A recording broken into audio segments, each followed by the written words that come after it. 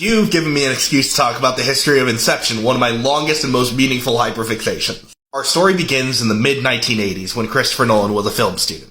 His college offered free breakfast if you get there early enough, and so he was waking up at like 4 a.m., grabbing some grub, and then going back to bed. But because of that interruption in his sleep cycle, he wouldn't sleep deeply enough to have full REM sleep. Instead, he would have lucid dreams. And so, like any film student, he started playing around with the idea of what can I do with lucid dreaming in a movie? And, okay, what if I have more than one person lucid dreaming in the same dream? And initially, he thought it would make a great horror movie. Apparently, a lot of other people did, because within about 2 years of that, A Nightmare on Elm Street and Dreamscape came out.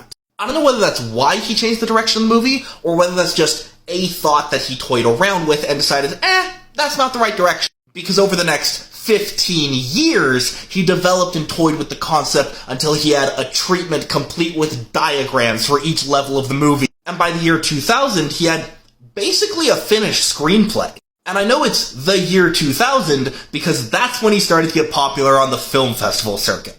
The dude had just finished making one ultra-low-budget feature film with his friends that nobody really paid attention to, and then Memento got really popular at film festivals, and Warner Brothers picked up the film for distribution. And they said, well, that went pretty well.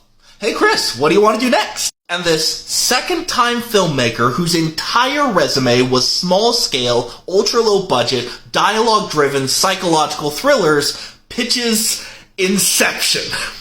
Basically in the form that we have it today, rotating hallways and everything. And Warner Brothers asks, how much is the budget for this? And he quite frankly responds, $200 million. Now today, $200 million is standard for an action sci-fi blockbuster, but at the time, Christopher Nolan was asking for the biggest budget that had ever been put to a movie, tied with Titanic. And they said, we only give James Cameron those numbers. And so they assigned him to remake a movie that was very much in his wheelhouse, Insomnia. I personally think it was said he could learn how to work with a studio and how to make a studio feature, and learn he did, because his next movie was Batman Begins. And after The Dark Knight became one of the first movies to ever make $1 billion, Warner Brothers offered him a golden ticket. Chris, one time, anything you want, what do you want to make?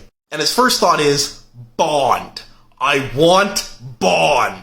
But Sony had the rights to make Bond, and he couldn't get those rights. And so he decided to make, in his words, what would have been my Bond movie anyway. And he tells the studio, you remember that movie I pitched to you 10 years ago? And they said, how much is the budget? And he responded, $200 million. And they gave it the green light. Follow for more film talk.